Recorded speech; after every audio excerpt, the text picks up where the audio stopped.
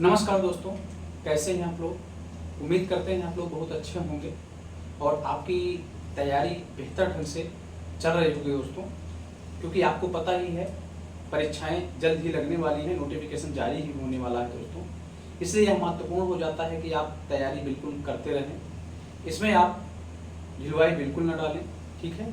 क्योंकि यदि आप थोड़ा सा ढीले पड़ते हैं और आपका जो रूटीन होता है ब्रेक हो जाता है तो उसमें बहुत बड़ा दुष्प्रभाव पड़ता है दोस्तों। जैसा कि आपको पता है कि हम इस समय भारतीय इतिहास के आधुनिक भारत में भारत का स्वतंत्रता संघर्ष का एक जो लंबा टॉपिक है दोस्तों, इसको हम लोग पढ़ रहे हैं, जिसमें से आपको पता है कि जो भारत का स्वतंत्रता संघर्ष की एक पृष्ठभूमि होती है, हम लोगों ने उस पर चर्चा किया है और उसको समझा है कि जो यह एक स्वतंत्रता की भावना भारतीयों में जागृत होती है, वास्तव में ये किस तरह जागृत हुई थी, उसके संबंध में हमने बात किया था। और हमने बात किया था कि जो भारतीय राष्ट्रीय कांग्रेस थी, इसकी स्थापना वास्तव क्यों हुई, इसकी जरूरत क्यों पड़ी और कब हुई, किसकी अध्यक्षता में हुई, ये सब हमने बातें किया है। और साथ साथ में जो भारतीय राष्ट्रीय कांग्रेस थी उसके जो महत्वपूर्ण अधिवेशन हैं उनके संबंध में हम लोगों ने बात किया है दोस्तों। इसी के क्रम में दोस्तों हम लोग भारतीय राष्ट्रीय आंदोलन जो है इसको हम लोग पढ़ रहे हैं, जिसमें से हम प्रथम लेक्चर हमारा हो चुका है, जिसमें से हम लोगों ने पढ़ा था कि जो उदारवादी नेता थे उनका क्या योगदान रहा, उनकी क्या ढुलमुल नीति थी, उनके संबंध में जो अंग्रेज और साथ साथ में जो भारतीय उदारवादी तथा उग्रवादी नेता थे उसके संबंध में क्या कथन कहे, उसके संबंध में हम लोगों ने पढ़ा दोस्तों। और इस समय दोस्तों हम लोग पढ़ रहे हैं उग्रवादी काल के संबंध में, जो कि 1905 से लेकर 1919 के बीच में यह उग्रवादी काल होता है, उग्रवादियों का चरण होता है, जिसमें से हमने पहला लेक्चर पढ़ाया जा चुका है दोस्तों। उसमें बताया गया दोस्तों कि जो यह उग्रवादी जो चरण होता है, इसमें जो उग्रवाद का विकास होता है, उग्रवाद का जो उत्पत्ति होता है, वह किस कारण से होता है दोस्तों, हम लोगों ने पढ़ा और समझा कि इसमें क्या क्या कारण होते हैं, ठीक है। किस लिए एक उग्र राष्ट्रवाद की भावना भारतीयों में जागृत होती है, इसके संबंध में हमने बात किया। विशेष करके बंगाल विभाजन को लेकर के हम लोगों ने पढ़ा कि बंगाल विभाजन क्यों होता है, ठीक है। वह बंगाल विभाजन होता है तो उसके पीछे कौन सा बड़ा आंदोलन शुरू होता है, ठीक है। तो हम लोगों ने पढ़ा कि जो बंगाल विभाजन होता है उसके कारण एक स्वदेशी आंदोलन एवं बहिष्कार आंदोलन की शुरुआत होती है दोस्तों, ठीक है। हालांकि वो असफल हो जाता है, ठीक है। और क्यों होता है हम आगे आने वाले लेक्चर में चर्चा करने वाले हैं दोस्तों, ठीक है। अब दोस्तों जो एक बहुत बड़ा कारण है कि यह जो उग्रवादी काल में जो एक उग्र राष्ट्रवाद की भावना जागृत हुई है, कहीं न कहीं ये मुस्लिम लीग की स्थापना के संबंध में भी यह कहा जा सकता है कि इसका भी एक उसमें योगदान है, एक बड़ा कारण है दोस्तों, ठीक है। मुस्लिम लीग वास्तव में दोस्तों जब लॉर्ड कर्जन वायसराय होता है, बंगाल का विभाजन चूंकि उसी के समय में होता है और उसके समय में जो एक बंगाल का लेफ्टिनेंट गवर्नर होता है दोस्तों, वह होता है एंड्रूज फ्रेजर होता है, ठीक है। यह प्रश्न बनता है कि जिस समय बंगाल का विभाजन हुआ उस समय वहां का लेफ्टिनेंट गवर्नर कौन था। तो एंड्रूज फ्रेजर उस समय बंगाल का लेफ्टिनेंट गवर्नर था दोस्तों, ठीक है। तो उसमें जब बंगाल का विभाजन हो जाता है दोस्तों, तो जो लॉर्ड कर्जन होता है इसका एक जो वास्तविक लक्ष्य होता है वह ये प्राप्त कर लेता है।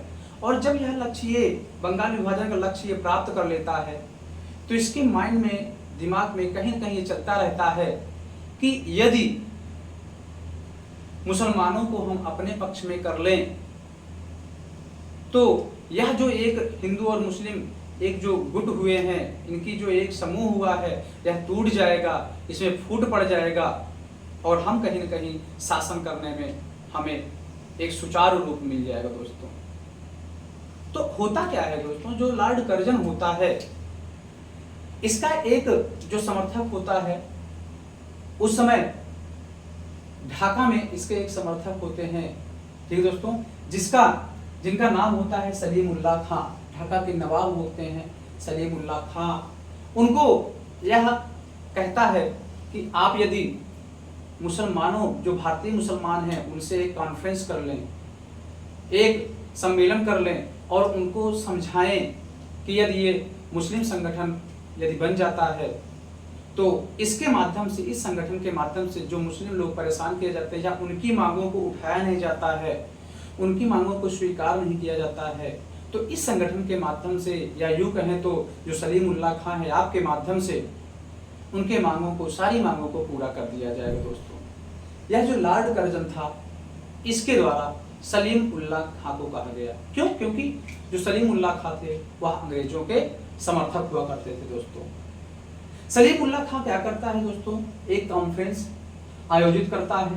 ठीक है, कॉन्फ्रेंस के माध्यम से, जो कॉन्फ्रेंस होता है दोस्तों, उसके माध्यम से तो भारतीय मुसलमान होते हैं उनको संबोधित करता है और एक भारतीय मुस्लिम संगठन बनाने का निर्णय लिया जाता है। दोस्तों, तो इसमें कहीं ना कहीं जो यह लॉर्ड कर्जन था, इसकी एक बहुत बड़ी रणनीति थी कि मुसलमानों को अपने पक्ष में करो, उसके बाद जो हिंदू मुस्लिम है यह आपस में क्या करेंगे, टूट जाएंगे। ठीक है दोस्तों, वास्तव में ये होता भी है दोस्तों। ठीक है, होता क्या है दोस्तों, 30 दिसंबर 1906 को नवाब उल मुल्क, जो कि ये ढाका के रहने वाले होते हैं दोस्तों, ढाका के यही रहने वाले नवाब उल मुल्क की अध्यक्षता में मुस्लिम लीग की स्थापना करने के लिए घोषणा होती है। दोस्तों, 30 दिसंबर 1906 को नवाब उल मुल्क की अध्यक्षता में, नवाब उल मुल्क की अध्यक्षता में दोस्तों होता क्या है कि मुस्लिम लीग की स्थापना की घोषणा होती है। और वास्तव में दोस्तों इसी 30 दिसंबर 1906 को ढाका में सलीमुल्लाह खां की अध्यक्षता में दोस्तों होता क्या है कि मुस्लिम लीग की स्थापना हो जाती है। और उस समय वहीं पर सलीमुल्लाह खां अध्यक्ष होते हैं, साथ साथ में वहां आगा खां भी होते हैं दोस्तों, नवाब बकर उल मुल्क भी होता है दोस्तों। ठीक है, इन सब की उपस्थिति में क्या होता है, मुस्लिम लीग की स्थापना होती है। जब मुस्लिम लीग की स्थापना हो जाती है दोस्तों, तो जो अंग्रेज होते हैं बहुत खुश हो जाते हैं।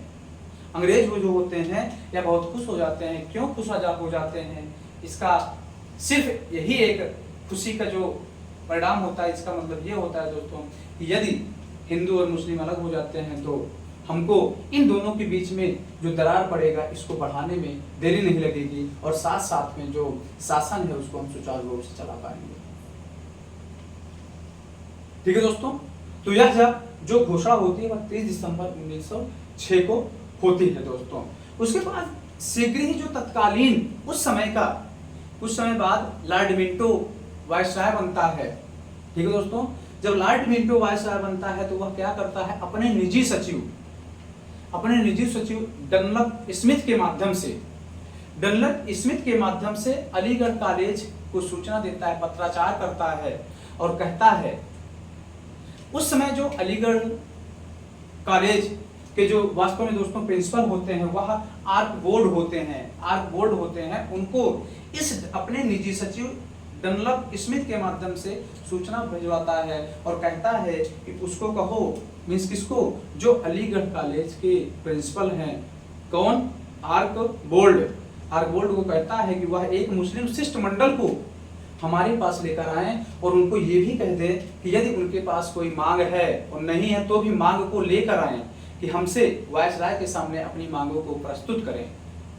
ठीक है दोस्तों, तो जो यह डनलप स्मिथ होता है यह पत्राचार करता है और आर्क बोल्ड के पास, कहने का मतलब यह है कि जो अलीगढ़ कॉलेज का प्रिंसिपल होता है आर्क बोल्ड, उसके पास सूचना जाती है और ये क्या करता है, एक शिष्टमंडल तैयार करता है और वो अपनी मांगों को, जो भारतीय मुसलमान होते हैं शिष्टमंडल में होते हैं मुसलमान, वो अपनी मांगों को लेकर के वायसराय लॉर्ड मिंटो के पास आते हैं। और दोस्तों इस मांगों में, इन 3 मांगों में क्या होता है हम उसको देखते हैं दोस्तों।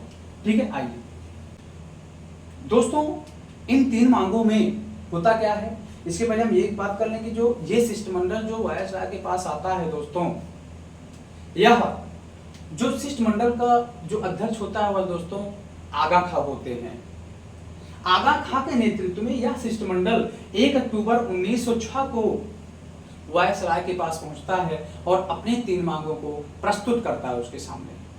जो प्रथम मांग था दोस्तों, जो प्रथम मांग था उसके संबंध में यदि हम बात करें, इसमें लिखा होता है कि दोस्तों जो मुसलमानों के लिए एक अलग निर्वाचन क्षेत्र होना चाहिए। ठीक है दोस्तों, मुसलमानों के लिए एक अलग निर्वाचन क्षेत्र होना चाहिए। पहला होता है मुसलमानों के लिए एक पृथक निर्वाचन क्षेत्र। ठीक है दोस्तों, तो जो यह मुस्लिम लीग था, जो यह शिष्टमंडल वायसराय के पहुंचा, इसने कहा कि मुसलमानों के लिए पृथक निर्वाचन क्षेत्र होना चाहिए। ये वायसराय से कहा। ठीक है दोस्तों, दूसरा जो होता है मित्रों, जो दूसरी मांग होती है उसमें यह कहा जाता है कि जो प्रत्येक विधानमंडल है उसमें मुसलमानों के अनुपात के अनुसार उनका एक आरक्षण होना चाहिए, उनका एक हिस्सा होना चाहिए दोस्तों। ठीक है, तो जो दूसरा मांग होता है वह विधानमंडलों में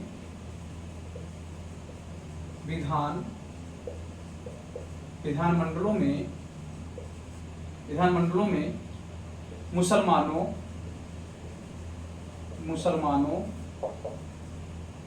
के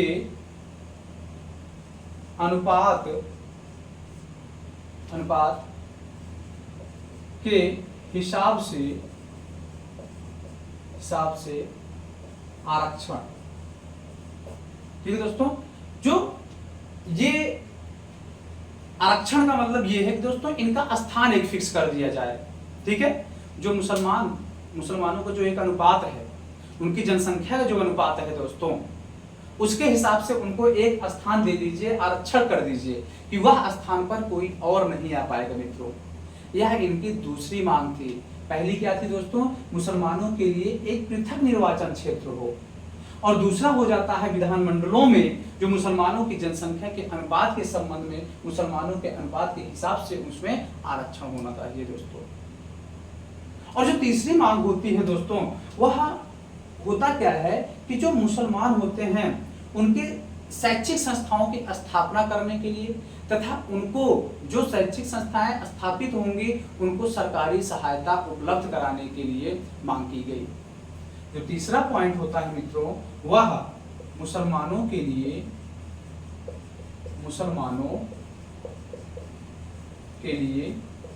शैक्षिक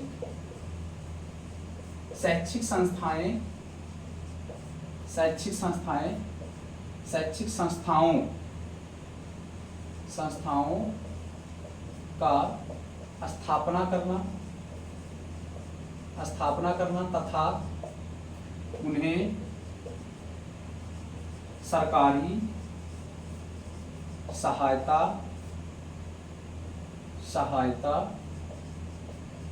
उपलब्ध कराना। ठीक है दोस्तों, तो ये एक महत्वपूर्ण बिंदु हो जाता है, एक महत्वपूर्ण प्रश्न बन जाता है दोस्तों कि जो मुस्लिम लीग की मांग थी, जो मुस्लिम लीग की वायसराय लॉर्ड मिंटो के समक्ष मांग थी, वह कौन कौन थे। आपको एक कूट में भी दे सकता है। ठीक है दोस्तों, वैसे आपके उत्तर प्रदेश पुलिस चाहे एसआई की वैकेंसी हो, चाहे वह कांस्टेबल की वैकेंसी हो, उसमें ऐसा क्वेश्चन कूट के हिसाब से बहुत रेयर केस में आता है दोस्तों। अभी तक तो नहीं आया है, आगे आ जाए वो अलग बात है, लेकिन फिर भी यहाँ से प्रश्न बनता है। प्रश्न ये बन जाता है दोस्तों, वायसराय लॉर्ड मिंटो के समक्ष मुस्लिम लीग द्वारा या आगा खां द्वारा मांगी गई मांग, उनके समक्ष पेश की गई मांग निम्नलिखित में से कौन सी है। तो पहली जो मांग थी दोस्तों, मुसलमानों के लिए एक पृथक निर्वाचन क्षेत्र हो, उसने ये कहा। ठीक है, जो शिष्टमंडल गया था। दूसरा ये कहता है कि विधानमंडलों में जो मुसलमानों की संख्या का अनुपात हो उसके हिसाब से एक हमको स्थान मिल जाए, आरक्षित स्थान मिल जाए, आरक्षण मिल जाए। तीसरा ये होता है दोस्तों, जो शिष्टमंडल की मांग होती है उसमें यह कहा जाता है कि हमको ये भी एक पावर दिया जाए, एक अवसर दिया जाए कि हम शैक्षिक संस्थाओं की स्थापना कर सकें, और जो शैक्षिक संस्थाएं की स्थापना करें उसको सरकारी सहायता मिल सके दोस्तों। तो ये थी जो शिष्टमंडल गया था वायसराय लॉर्ड मिंटो के पास, उसकी ये मांगे थी। अब वास्तव में जिस समय दोस्तों मुस्लिम लीग की स्थापना होती है, जैसा कि आपको पता है कि जो मुस्लिम लीग की स्थापना होती है वो कहाँ होती है, ढाका में होती है। किसकी अध्यक्षता में या किसके नेतृत्व में होती है दोस्तों, वह सलीम उल्लाह खां के नेतृत्व में होती है। कब होती है, 30 दिसंबर 1906 को होती है। ठीक है दोस्तों, इसका जो प्रथम अधिवेशन होता है मित्रों, इसका जो प्रथम अधिवेशन होता है वह होता है कराची में। ठीक है दोस्तों, इसका जो प्रथम अधिवेशन होता है वह कराची में होता है। एक मिनट दोस्तों,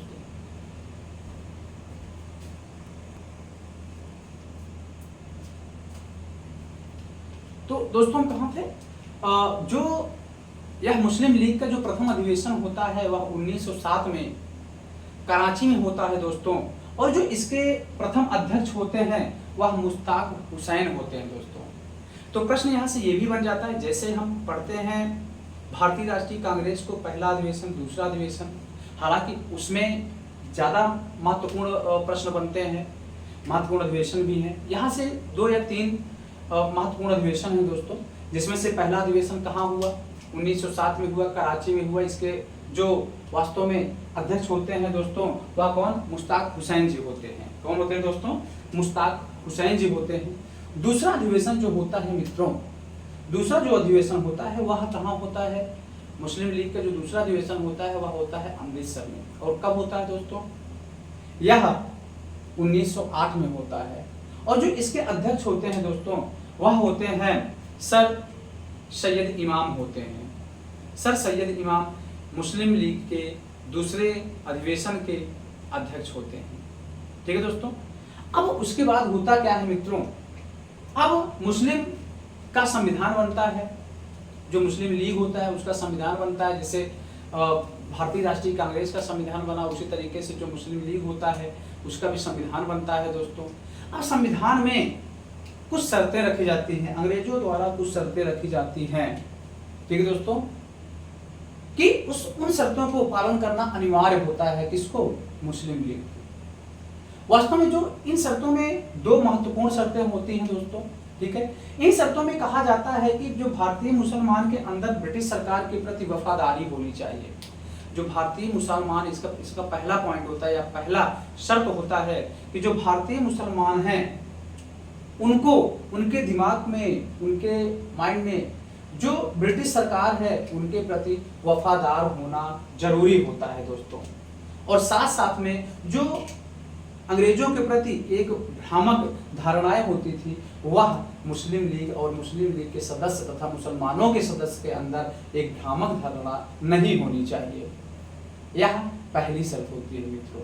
ठीक है, वास्तव में जो दूसरी शर्त होती है दोस्तों उसमें यह होता है कि जो भारतीय मुसलमान होते हैं उनके राजनीतिक तथा जो प्रशासनिक और साथ साथ में कुछ उनकी जो भावनाएं होती हैं उनको, उनकी रक्षा करना होता है। किसकी, मुस्लिम लीग की। जो दूसरी यह शर्त होती है दोस्तों, जो भारतीय मुसलमान होते हैं कि उनके राजनीतिक तथा अन्य अधिकारों की रक्षा करना होता है, तथा उनकी जो भावनाएं हैं, उनकी जो मांगे हैं, उनकी जो जरूरतें हैं उनको सरकार के समक्ष प्रस्तुत करना होता है। यह दूसरी शर्त थी दोस्तों, किसका, जो मुस्लिम लीग का जो संविधान था इसमें लिखा गया था।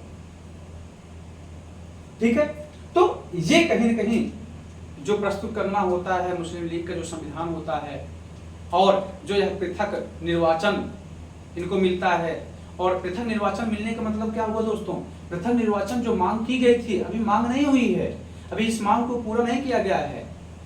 और जब ये मांग किया गया था, जब इसको एक्सेप्ट कर लिया गया, तो ये कारण भी एक बहुत बड़ा कारण हो जाता है दोस्तों। जो उग्र राष्ट्रवाद की भावना जो युवाओं में जागृत हुई है, यह भी एक मुस्लिम लीग की स्थापना, और उसमें जो शर्त रखा जाता है, जो उसमें निर्वाचन पद्धति लागू की जाती है दोस्तों, यह भी एक बहुत बड़ा कारण था उग्र राष्ट्रवाद की भावना का जागृत होने में। दोस्तों जैसा कि आपको पता है, ये था मुस्लिम लीग मुस्लिम लीग के बारे में। उम्मीद करते हैं आप लोगों को समझ में आया होगा। ठीक है दोस्तों, आप वीडियो को रोक कर समझें। ठीक है, आप जितनी बार आप किसी चीज़ को रिवाइज करते हैं वह उतना आपके माइंड में होता है। दोस्तों अब हम बात करते हैं कि जो यह उग्र राष्ट्रवाद की भावना जागृत हुई है, इसमें कलकत्ता और सूरत अधिवेशन की क्या इसमें जिम्मेदारियां होती हैं और इसकी क्या उसमें ज़रूरत पड़ी, उसके संबंध में हम बात करते हैं। तो दोस्तों आपको हम पिछले लेक्चर में बता चुके हैं कि इलाहाबाद के 1905 के जो अधिवेशन होता है उसमें कैसे गरम दल और नरम दल में एक विवाद होता है। उसके बाद हमने बताया कि 1906 का जो कलकत्ता अधिवेशन होता है जिसकी अध्यक्षता दादा भाई नौरोजी करते हैं, वास्तव में ये जो कलकत्ता अधिवेशन 1906 का होता है दोस्तों, उसमें विवाद ये हो जाता है कि जो तिलक होते हैं, बाल गंगाधर तिलक महोदय होते हैं, वो क्या करते हैं कि लाला लाजपत राय को अध्यक्ष बनाना चाहते हैं। वही जो उदारवादी नेता होते हैं वो किसको, अरविंद घोष साहब को, ठीक है, नहीं, रास बिहारी घोष साहब को क्या करते हैं, अध्यक्ष बनाना चाहते हैं, जो उदारवादी नेता होते हैं। किंतु होता क्या है दोस्तों, सुभाष कश्यप जी होते हैं, ठीक है, उनके इशारे से क्या किया जाता है दोस्तों, दादा भाई नौरोजी को अध्यक्ष बना दिया जाता है कलकत्ता के 1906 के अधिवेशन का। तो होता क्या है दोस्तों, इनके किसी बात को कोई टाल नहीं पाता है और वहां पर यह मामला शांत हो जाता है। ठीक है, कहीं न कहीं थोड़ा सा विरोध होता है उग्रपंथी और इस तरह उदारवादी के बीच में, उग्रवादी उदारवादी, लेकिन वहां 1906 का जो विवाद हुआ वहां कुछ खास वहां विरोध नहीं हुआ।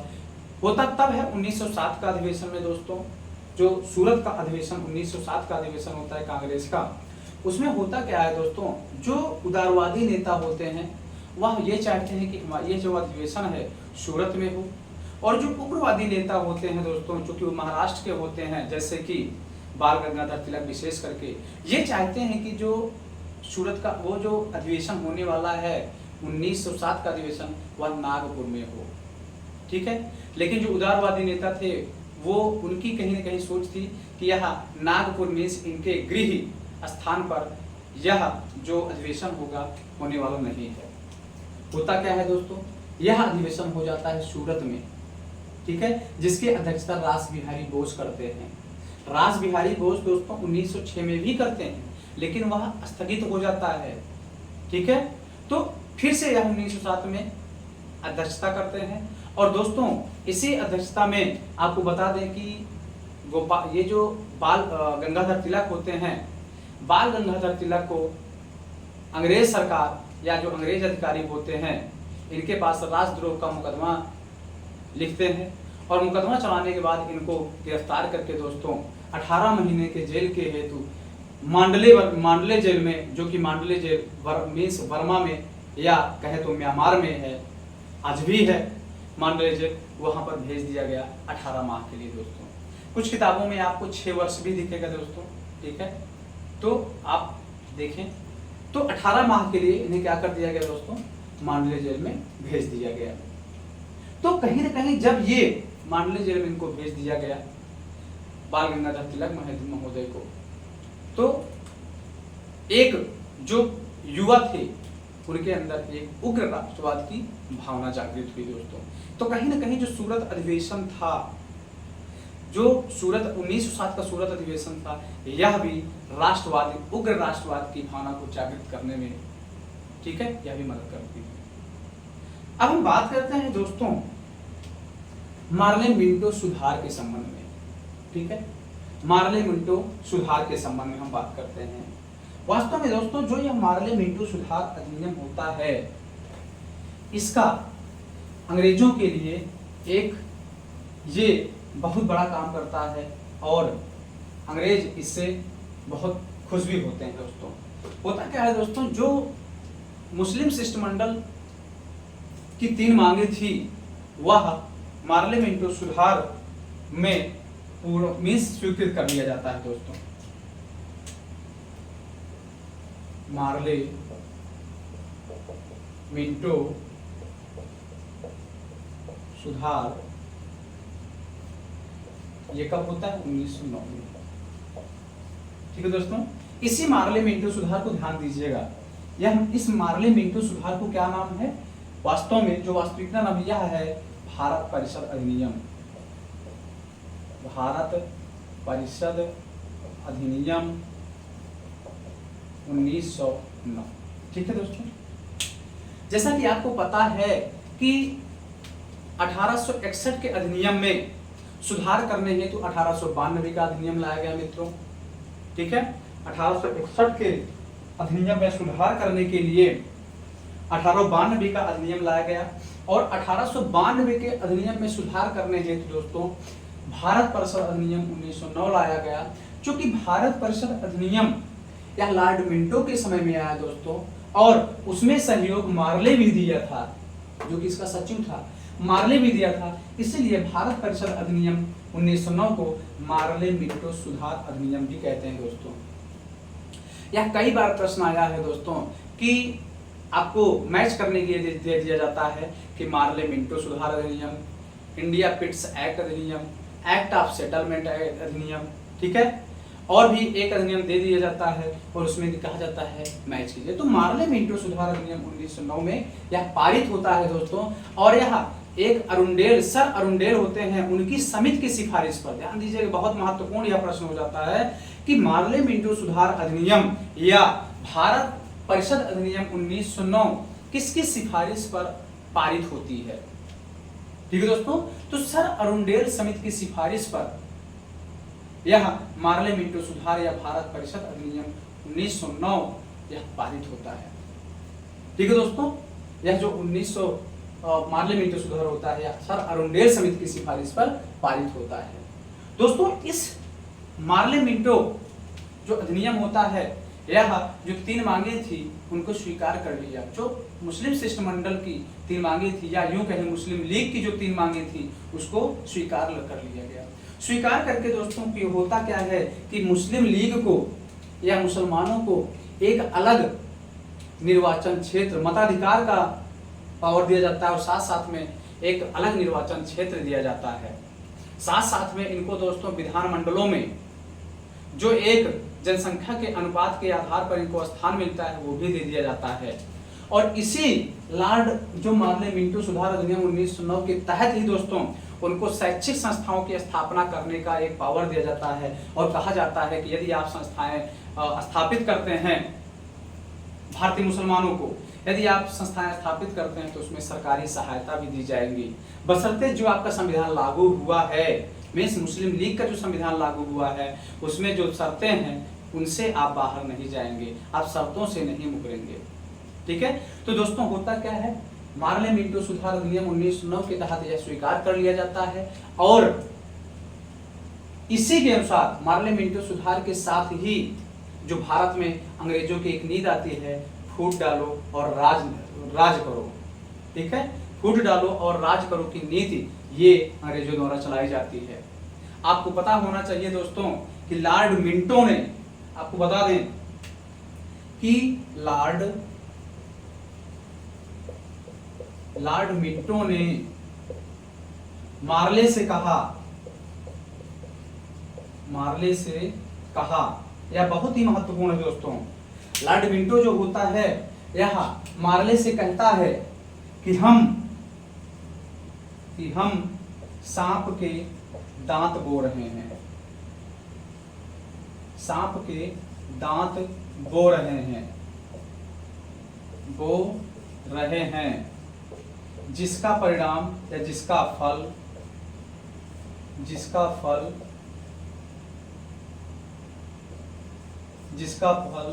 बहुत भीषण होगा। ठीक है दोस्तों, जिसका फल बहुत भीषण होगा। ये कौन कहा था? लॉर्ड मिंटो ने कहा था। किससे कहा था? मार्ले से कहा था। ये ध्यान दीजिएगा। ठीक है दोस्तों, प्रश्न ये भी बनता है कि लॉर्ड मिंटो ने किस अंग्रेज से कहा था कि जो ये हम फल बो रहे हैं, ठीक है, जो ये हम फल बो रहे हैं या सांप के दांत बो रहे हैं, इसका जो फल होगा बहुत भीषण होगा दोस्तों।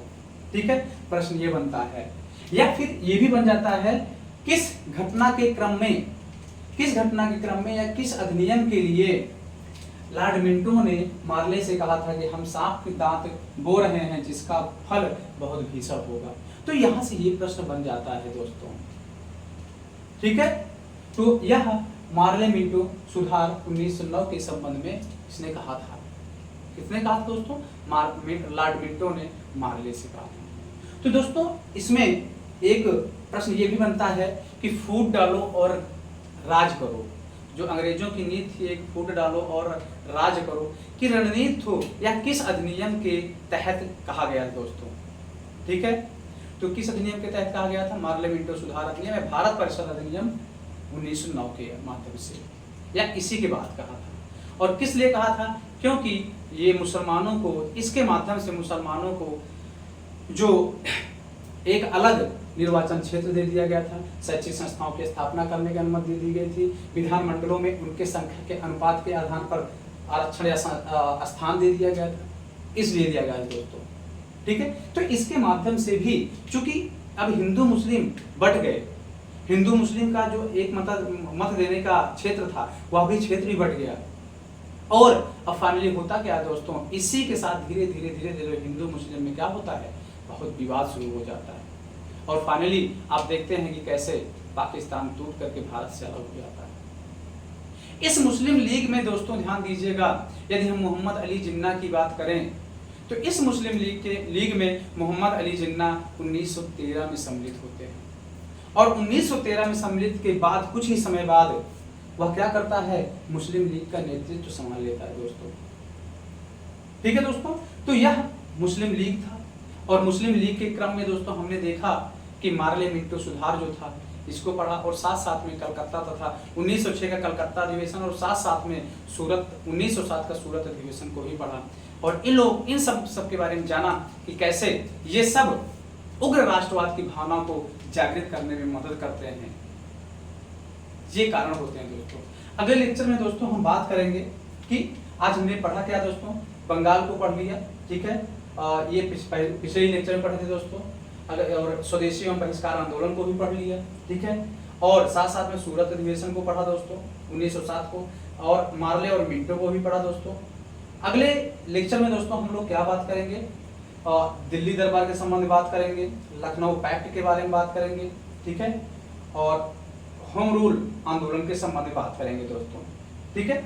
तो दोस्तों उम्मीद करते हैं कि यह लेक्चर आपको समझ में आया होगा, आपको अच्छा लगा होगा।